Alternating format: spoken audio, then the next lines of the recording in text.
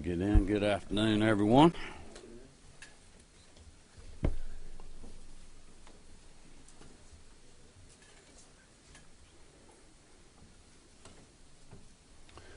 Well, good afternoon, everyone. Thank you for being with us. I just wanted to give you a quick rundown who we got with us. Adjutant General Tom Carden, Department of Public Safety Commissioner Colonel Mark McDonough, Insurance and Fire Safety Commissioner John King, GEMA Director and Homeland Security Director Homer Bryson, Department of Transportation Commissioner Russell McMurray, and we have a host of other folks from DNR, Forestry, and other state agencies.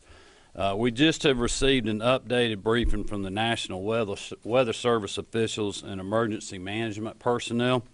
We're now seeing that Hurricane Dorian's projected trajectory and overall strength has changed.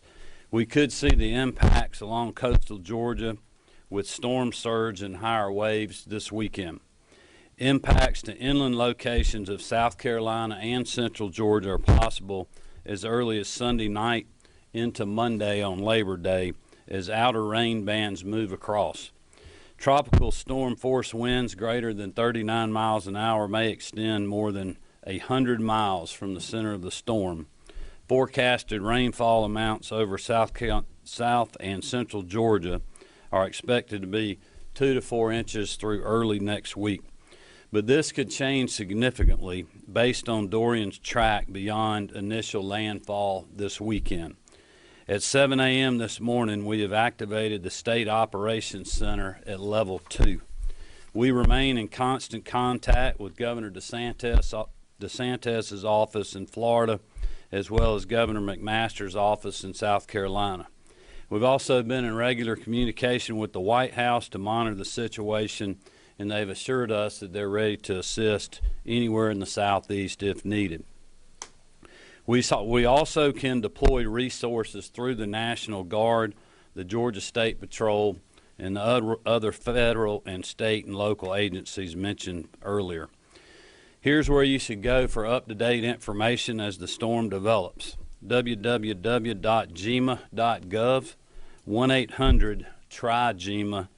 Follow at Georgia EMA and at Gov Kemp for regular updates. We will also share pertinent information from Georgia DOT, Georgia State Patrol, and related agencies.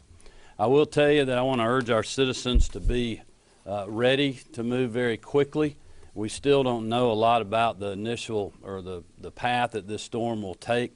We should know more in the next 24 hours.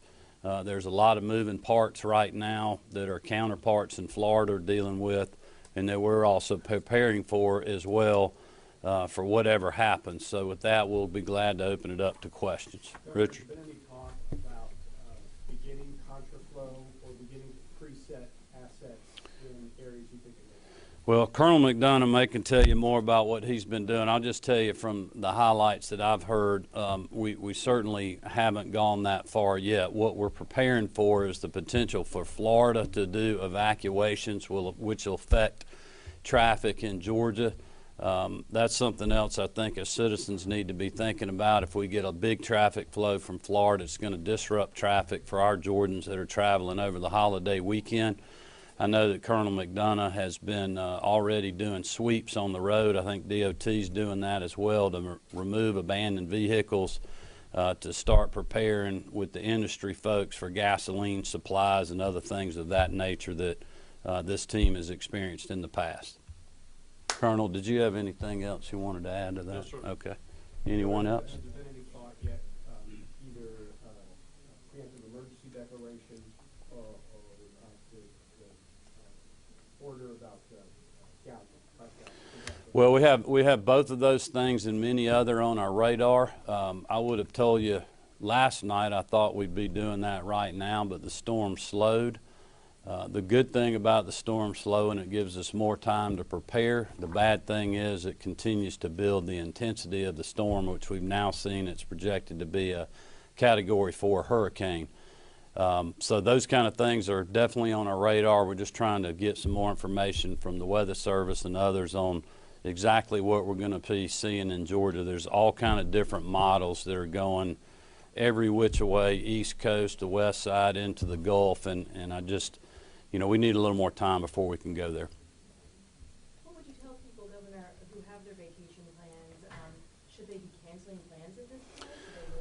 Well, I wouldn't want anybody to cancel their plans. I think they do need to be very weather and traffic aware. Obviously, it's a busy traffic weekend anyway. That may get exasperated some with depending on what Florida does, so they should stay in touch to, what is going on down in the state of Florida.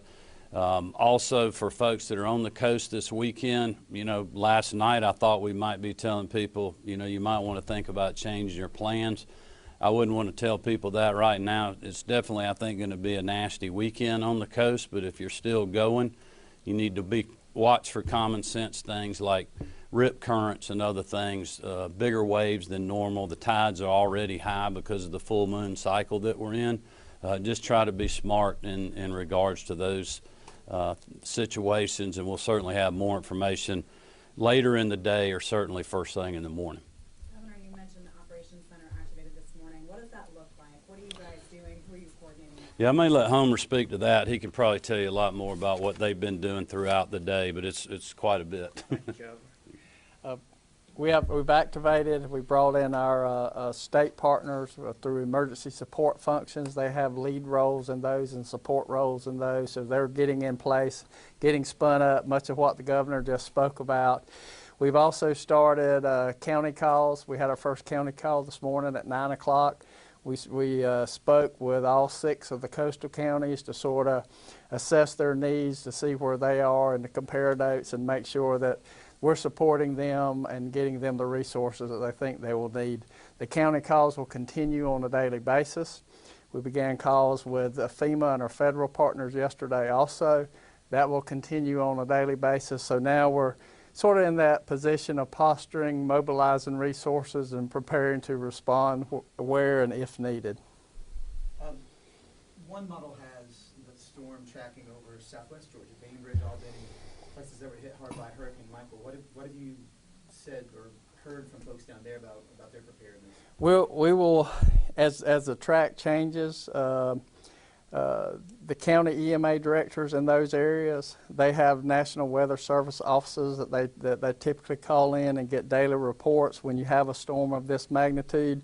So the counties in the western part of the state now, they're calling into a daily call with Tallahassee to the National Weather Service. The eastern portion of the state, they're calling into Jacksonville. We communicate with all of those, plus Peachtree City and Charleston. So they're looped in on that. And as the track is more certain, then we're staging our resources so that we have the flexibility to go where they're needed. And so as that track sort of is more certain, then we will adjust where our resources and our plans go. I think, one other thing, just to reiterate a couple of things that Insurance Commissioner John King and I talked about yesterday, is just people can, especially on the coast, not knowing where the track's going to be, just start thinking and getting prepared by getting your insurance policies together, personal belongings, so if you do need to move quickly, you'll be able to do that. I think at the very least we're going to see rain in some parts of our state, potentially heavy, which could be flooding. And a lot of people, unfortunately, have been through this, whether they were in the southeastern corner of our state or anywhere along the coast over the last several storms we've had. You can start preparing for flooding now, or at least be thinking about that. And then we'll certainly keep you posted as we move along throughout the day and tomorrow. Okay. Governor, has your office been in touch with the business community as it relates to hotels already filling up because of previously planned events and businesses maybe closing unexpectedly? I have not talked to the business community. Now, I know GEMA, I think, has been in touch with looking at potential lodging for potential visitors from Florida and certainly things of that nature. And I know that they have run the traps on this many times. So, okay. All right. Thank you very much.